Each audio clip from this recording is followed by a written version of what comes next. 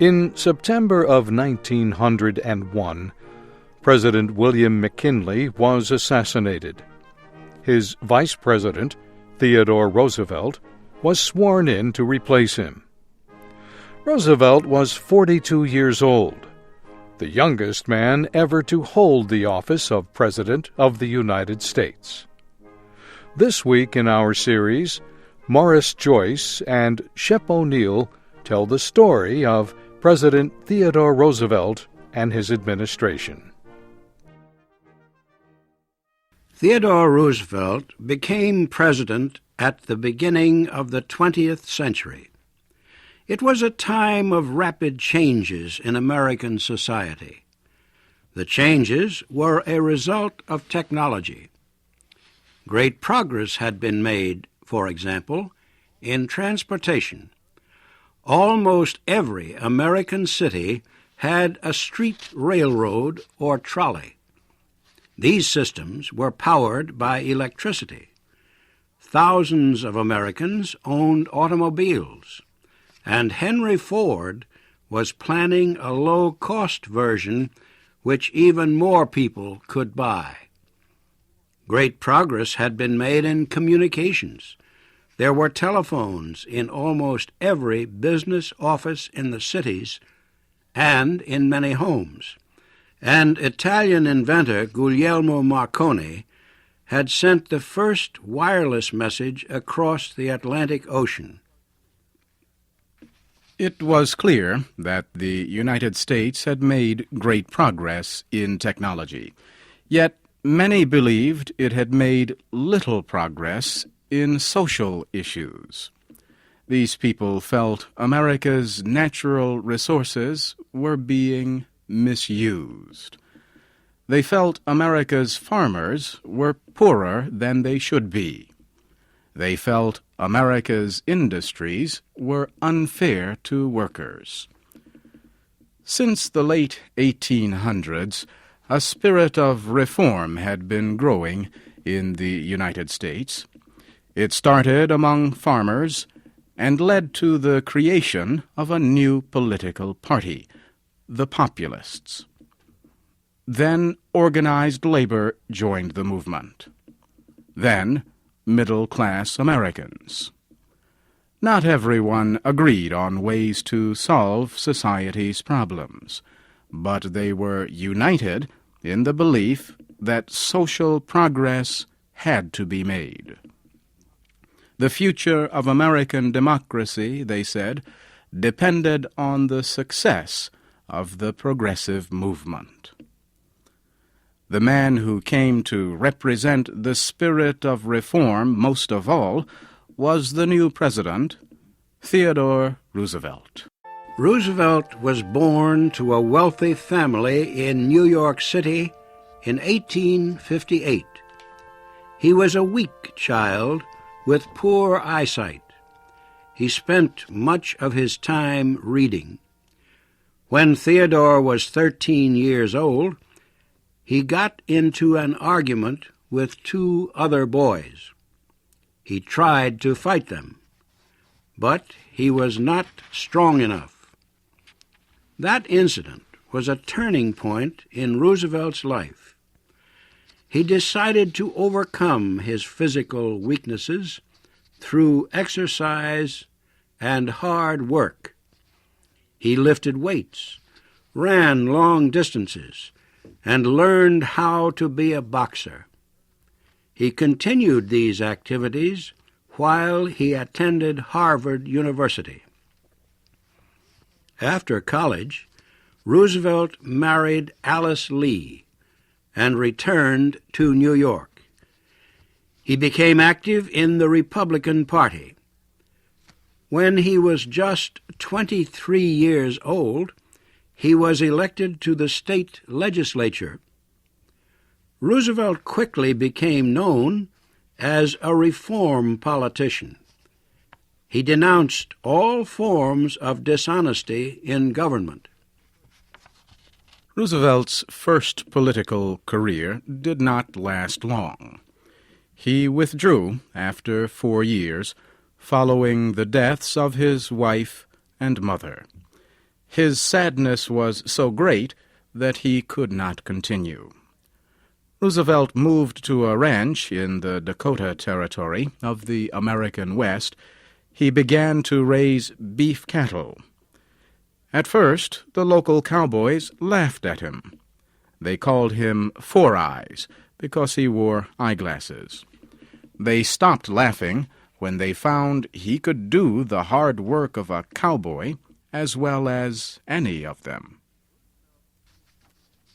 Roosevelt spent 2 years in the West. Then he returned to New York and a life in politics. He became the Republican candidate for mayor of New York City, but lost the election. Then he campaigned for Republican Benjamin Harrison in the presidential election of 1888. Harrison won, and he named Roosevelt head of the Federal Civil Service Commission. Roosevelt fought hard to keep politics out of the civil service. Democrat Grover Cleveland was elected president 4 years later. He approved of Roosevelt's civil service reforms. He asked him to remain in the job. Roosevelt did so for another 2 years.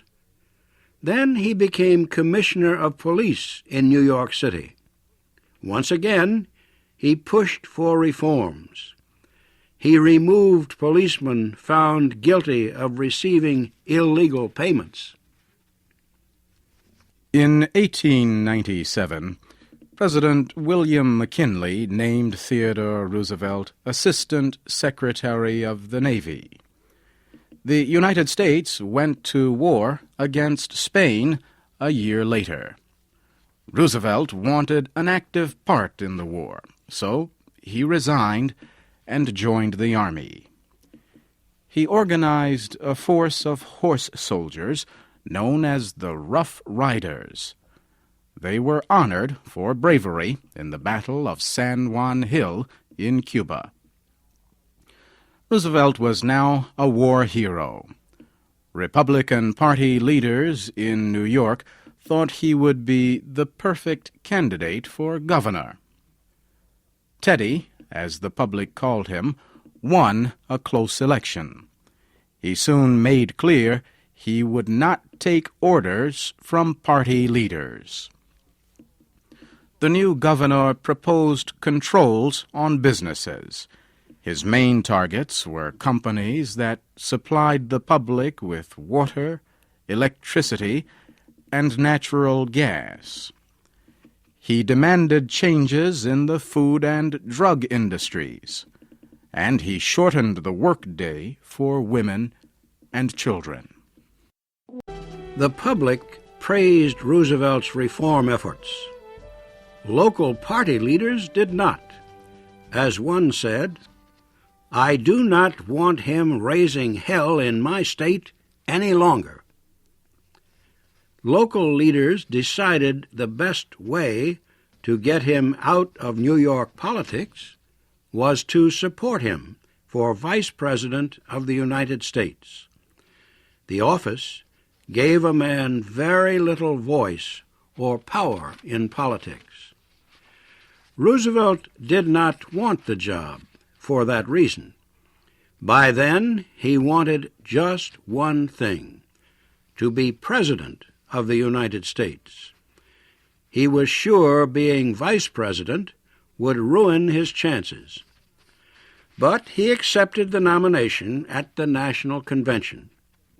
He would run on the ticket with William McKinley. Sadly, he said, "I do not expect to go any further in politics."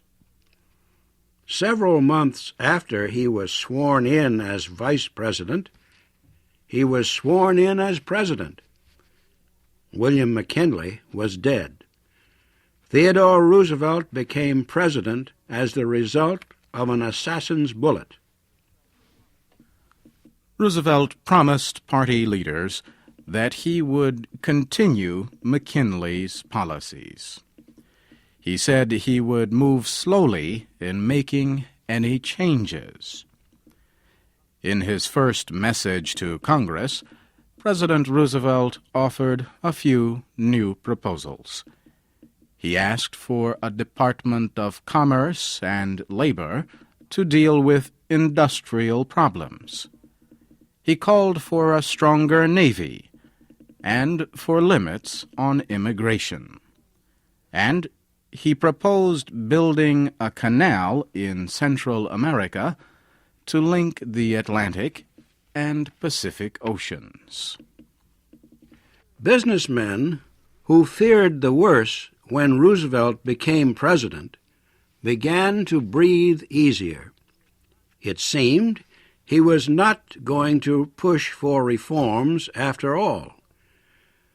But Roosevelt was only following an old hunting rule of African tribesmen. "Speak softly," the rule said, "and carry a big stick." Roosevelt spoke softly during his first months as president. He would use the big stick later. When the blow came, it was against big business. A group of wealthy railroad owners had agreed to join their railroads into one. They formed a company to control it. The new company would have complete control of railroad transportation in the American West. There would be no competition. President Roosevelt believed the company violated the Sherman antitrust law. The law said it was illegal for businesses to interfere with trade among the states. The law also said it was illegal for any person or group to get control of a whole industry. Since the antitrust law had been passed in 1890, few companies had been found guilty of violating it. So, many people were shocked when Roosevelt announced he was taking action under the law against the railroad trust. He said there could be no compromise in how the law was enforced.